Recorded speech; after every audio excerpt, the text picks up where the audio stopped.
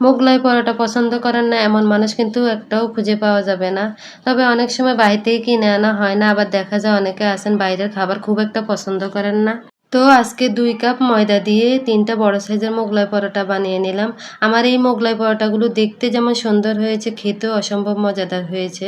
মোগলাই পরোটা আপনারা বানান আর না বানান ভিডিওটা দেখে রাখেন, ইনশাআল্লাহ ভালো লাগবে। যদি ভালো লেগে থাকে ছোট্ট একটা অনুরোধ, আমার ভিডিওটা শেয়ার করে দিবেন। Hello everyone, welcome to another new blog KSM cookery. কেমন আছেন? আই হোপ সবাই ভালো আছেন, সুস্থ আছেন, নিরাপদে আছেন। আলহামদুলিল্লাহ আমরাও পরিবারের সবাই ভালো আছি। সবাইকে আমার পেজে আমন্ত্রণ জানিয়ে আজকের ভিডিওটি শুরু করলাম। যারা এই মুহূর্তে আমার ভিডিওটি দেখা শুরু করেছেন তারা প্লিজ একটা লাইক দিয়ে ভিডিওটি কন্টিনিউ করবেন। আর যারা আমার পেজটি নতুন ভিজিট করছেন, যদি আমার ভিডিওটি ভালো লেগে থাকে তাহলে আমার পেজটি অবশ্যই লাইক শেয়ার ফলো করে পাশে থাকবেন। এদিকে মোগলাই পরোটা বানানোর জন্য 2 কাপ ময়দা নিয়েছি, স্বাদ মতো দিয়েছি লবণ, সব কিছু হাত দিয়ে মিশিয়ে নিয়েছি। তারপর নর্মাল তাপমাত্রা পানি দিয়ে পরোটার ডোয়ের মতো একটা ডো তৈরি করে নিচ্ছি। তো পানিটা কিন্তু একসাথে দেওয়া যাবে না, অল্প অল্প করে দিব আর এরকম করে মাখিয়ে মাখিয়ে একটা ডো তৈরি করে নেব। তো আমার এই ডো তৈরি করতে 1 কাপ পানি লেগেছে। এই ডোটা যতটা সম্ভব একটু শক্ত করে তৈরি করার চেষ্টা করবেন, এতে করে মোগলাই পরোটাগুলো খাস্তা হবে এবং মুসমুসে হবে।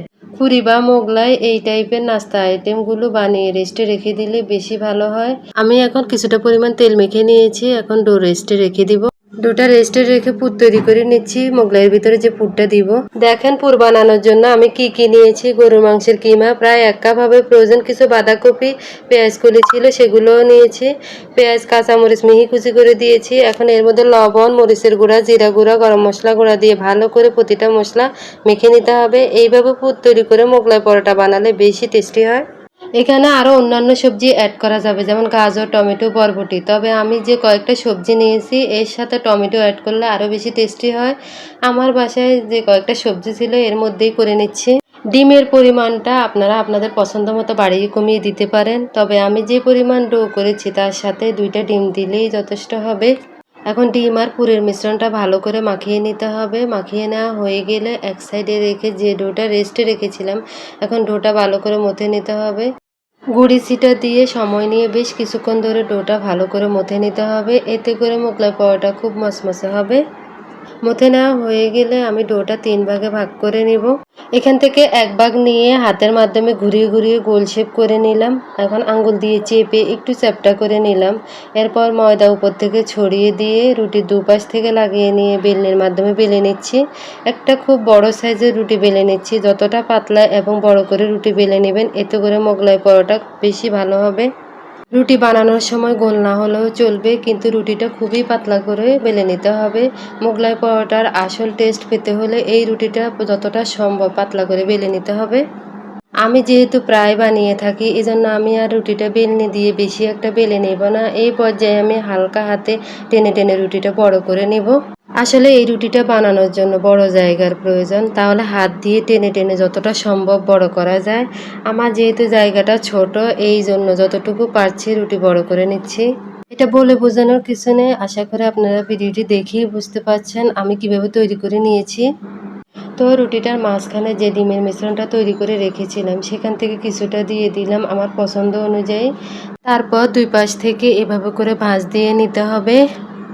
ভিডিওটি দেখেই বুঝে নেবেন কিভাবে ভাঁজ দিয়েছি। মোগলাই পরোটাটা যেহেতু কাঁচা আটার, সেজন্য সাথে সাথে ভেজে নিতে হবে, না হলে মোগলাই পরোটা যে ভাঁজ দেওয়া হয় সেটা নষ্ট হয়ে যেতে পারে। তাই আমি সাথে সাথে ভেজে নিচ্ছি। আর যদি সাথে সাথে না ভাজেন তাহলে একটা প্লেটে তেল মেখে রেখে দিতে পারেন।